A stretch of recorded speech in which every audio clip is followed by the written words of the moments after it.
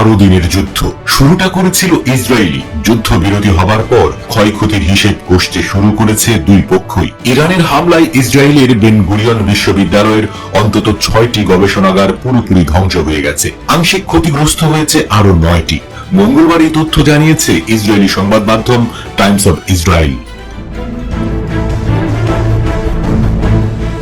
সংবাদ মাধ্যমটির তথ্য মতে গত 19 জুন ইরান থেকে নিক্ষিপ্ত একটি ক্ষেপণাস্ত্রের আঘাতে এই ক্ষয়ক্ষতি হয়েছে। দক্ষিণ ইসরায়েলের বিয়ারশেবা শহরে অবস্থিত বেন গুরিয়ন বিশ্ববিদ্যালয় কর্তৃপক্ষ জানিয়েছে, চিকিৎসা বিজ্ঞান ও জীববিজ্ঞানের বিভিন্ন গবেষণা প্রকল্পে দীর্ঘ সময় ধরে পরিচালিত গবেষণার ফলাফল এই হামলায় নষ্ট হয়ে গেছে।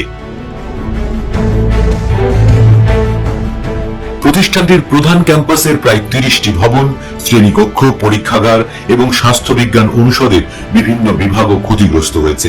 বিশ্ববিদ্যালয় কর্তৃপক্ষ জানিয়েছে, পুরোপুরি ক্ষয়ক্ষতির পরিমাণ নিরূপণের প্রক্রিয়া এখনো চলমান রয়েছে। 13 জুন থেকে ইসরায়েল ইরানের বিভিন্ন সামরিক ও পারমাণবিক স্থাপনায় বিমান হামলা শুরু করে। ইসরায়েলি হামলার জবাবে 24 ঘন্টারও কম সময়ের মধ্যে ইরানও পাল্টা ক্ষেপণাস্ত্র ও ড্রোন হামলা চালায়। গত রোববার যুক্তরাষ্ট্রও সরাসরি সংঘাতে জড়িয়ে পড়ে এবং ইরানের 3টি পারমাণবিক স্থাপনায় বোমা হামলা চালায়। অবশেষে 12 দিনের এই আকাশ যুদ্ধের পর যুক্তরাষ্ট্রের প্রেসিডেন্ট ডোনাল্ড ট্রাম্প এক ঘোষণায় ইসরায়েল ও ইরানের মধ্যে যুদ্ধবিরতির কথা জানান। গতকাল মঙ্গলবার থেকে তা কার্যকর হয়। এরই মধ্যে ইসরায়েলি কর্তৃপক্ষ জানিয়েছে, ইরানি ক্ষেপণাস্ত্রের সরাসরি আঘাতে ক্ষতিগ্রস্ত ব্যক্তিদের কাছ থেকে ক্ষতিপূরণ দাবি করে তারা প্রায় 39,000 আবেদন পেয়েছে।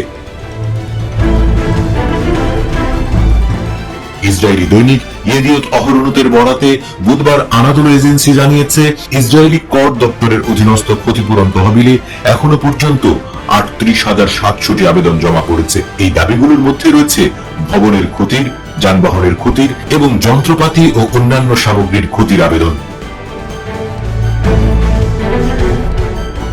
দৈনিকটির ভাষ্যমতে ধারণা করা হচ্ছে আরো হাজার হাজার ভবন ক্ষতিগ্রস্ত হয়েছে, যেগুলোর জন্য এখনো কোনো আবেদন জমা দেওয়া হয়নি। ইসরায়েলি ওয়েবসাইট বেহাদ্রি হারেদিন জানিয়েছে, শুধু তেল আবিব অঞ্চল থেকেই প্রায় 25,000 এবং আশকেলন থেকে প্রায় 11,000 দাবি জমা পড়েছে।